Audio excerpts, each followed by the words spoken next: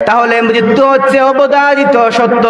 মৃত্যু থেকে কাউকে কখনো কিছুতেই কোনো অবস্থায় রক্ষা করা যায় না, কিন্তু আল্লাহর দেওয়া জান্নাত এবং জাহান্নাম এটি অবধারিত। কোনো মানুষ চাইলে সে নিজেকে জান্নাতের ওয়ারিস করে নিতে পারে, কোনো মানুষ চাইলে সে একা তার পরিবার পরিজনের মধ্য থেকে একজন মানুষকে জান্নাতের দিকে নিয়ে যেতে পারে। প্রিয় বন্ধুগণ, একজন মানুষ ইন্তেকালের সাথে সাথে জীবিতদের উপরে তার কয়েকটি হক, তার কয়েকটি পাওনা থেকে যায়। একজন মানুষ যখন ইন্তেকাল করেন তখন জীবিত ওয়ারিসদের উপরে প্রথম হক হচ্ছে তাকফিন ও তাজহিজ। ওই মানুষটাকে কাফন এবং দাফনের ব্যবস্থা করবেন। জীবিত যত ওয়ারিস আছেন সবার জন্য দায়িত্ব হবে ওই মানুষটা ইন্তেকালের সাথে সাথে কাফন এবং দাফনের ব্যবস্থা করা। প্রিয় বন্ধুগণ, কাফন এবং দাফনের ব্যবস্থাপনার সাথে সাথে আরেকটি হক জড়িত হয়ে যায়। আল্লাহর বান্দা যখন দুনিয়া থেকে বিদায় নিয়ে যায় তখন তার জীবিত ওয়ারিসদের উপর দায়িত্ব হচ্ছে তারা যেন ওই মৃতদেহটাকে দ্রুত কম সময়ের মধ্যে যেন গোসল করাইয়া কাফনের কাপড়গুলা পরাইয়া তারা যেন কবরস্থ করে। বিশ্বনবী সাল্লাল্লাহু আলাইহি ওয়াসাল্লাম তার প্রিয়তম সাহাবী সাইয়েদনা আলী রাদিয়াল্লাহু তাআলা আনহুকে ডেকে বলেন, ও আলী, আলী রে, তিনটি কাজে কখনো দেরি করবা না। যখন সালাতের সময় হয়ে যাবে তখন গাফলতি করে কোনো অবস্থায় কাল ক্ষেপণ করবা না। যখন একজন মানুষকে একটি লাশ তোমাদের সামনে চলে আসবে তখন ওই লাশটাকে নিয়ে কাল ক্ষেপণ করবা না। আলী রে, ওই লাশটাকে কম সময়ের মধ্যে তাকে কবরস্থ করবা। আর 3 নাম্বার, যখন কন্যা সন্তান বিয়ের উপযুক্ত হবে আর যখন উপযুক্ত পাত্র পেয়ে যাবা তখন ওই কন্যা সন্তানটাকে সাথে সাথে উপযুক্ত পাত্রের কাছে বিয়ে দিয়ে দিবা।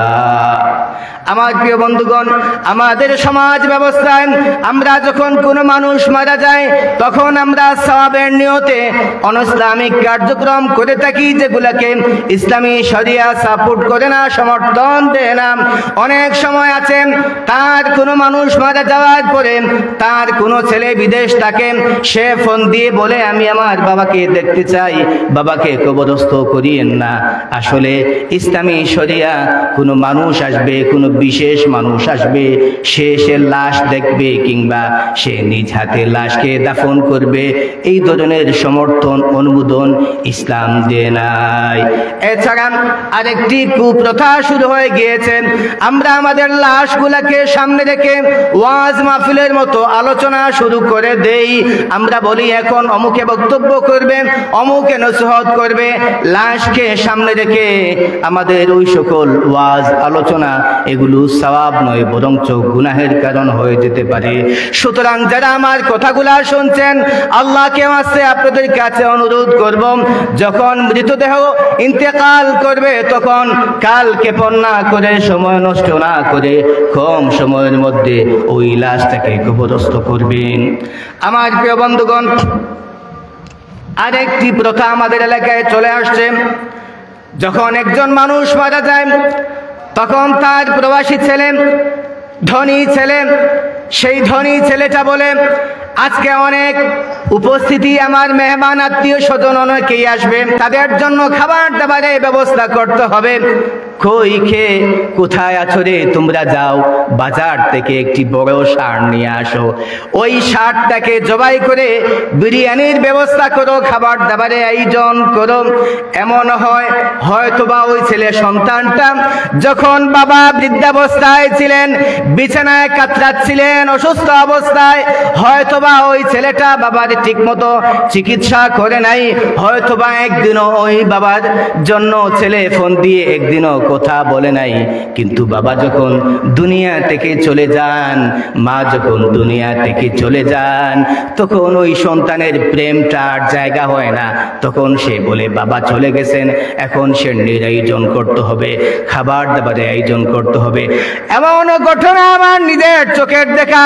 লাশটাকে উঠানের মধ্যে রেখে লাশের পাশে কেউ নাই, সবাই কিন্তু গরু জবাই করা নিয়ে এবং সিন্নি নিয়ে ব্যস্ত হয়ে পড়ে।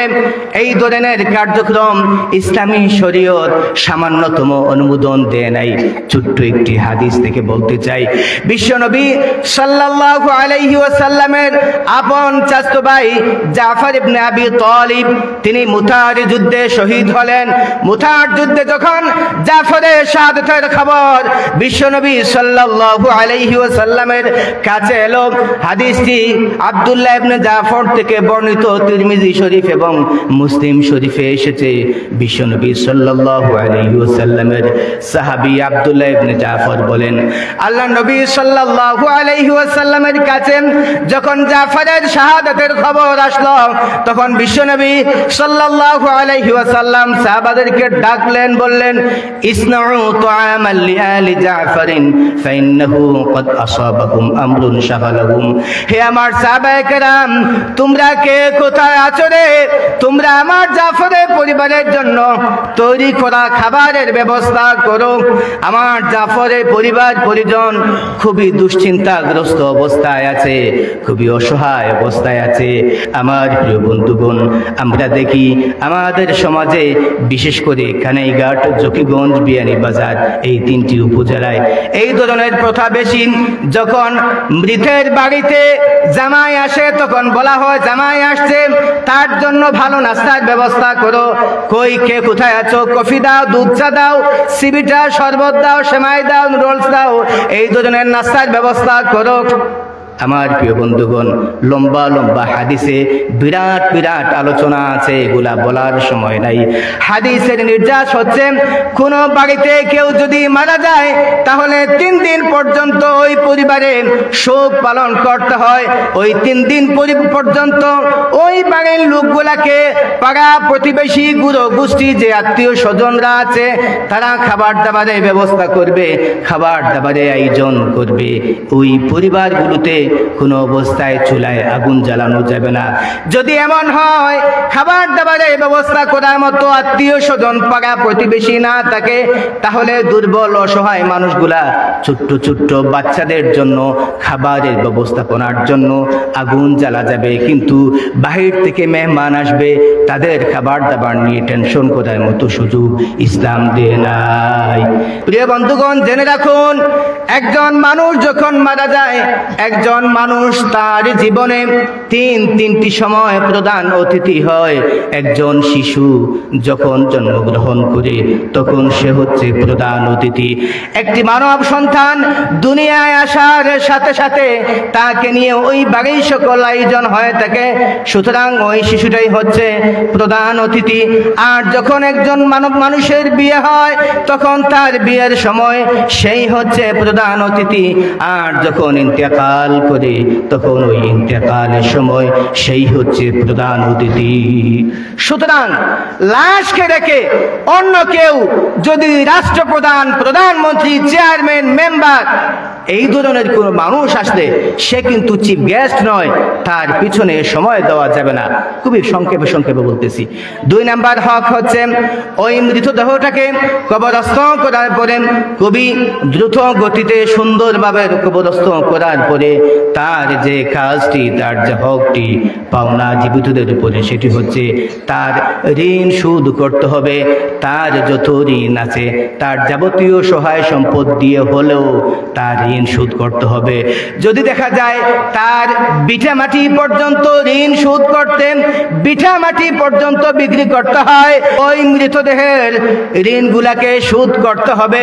যদি ঋণ শোধ করতে করতে যাবতীয় সহায় সম্পত্তি শেষ হয়ে যায়, তাহলে এরপরে ওই মৃত ব্যক্তিটার যে সকল ওয়ালি ওয়ারিস আছেন, এই ওয়ালি ওয়ারিসদের দায়িত্ব হচ্ছে তারা ওই মৃত ব্যক্তির ঋণ শোধ করবে। যদি ওয়ালি ওয়ারিস নাও থাকেন, তাহলে মুসলিম বাদশাহ কিংবা তার প্রতিনিধি, এই এলাকার গভর্নর যিনি দায়িত্বশীল থাকবেন, তার দায়িত্ব হচ্ছে ওই মৃত দেহটা ঋণের দায়িত্ব নেওয়া। কিন্তু আমাদের এলাকায় লাশকে সামনে রেখে বলা হয়, আমি গোষ্ঠীর মুরব্বী অমুক আছি, আমার কাঁধে দায়িত্বটা দিয়ে দেন, আমি আপনাদের ঋণ শোধ করে দিব, দয়া করে লাশের উপর থেকে দায়িত্বটা নিয়ে আমার কাঁধে দিয়ে দেন। এই ধরনের ঘোষণা যে ব্যক্তিরা দেব, এরপরে ওই লোকটাকে আর খুঁজে পাওয়া যায় না। খুঁজে পাওয়া গেলেও সে বলে, আমি তো ঋণ নেই নাই, ঋণ তো অমুক নিয়েছে, সে মারা গিয়েছে, ঋণ পেতে চাইলে তার কবরে যাও।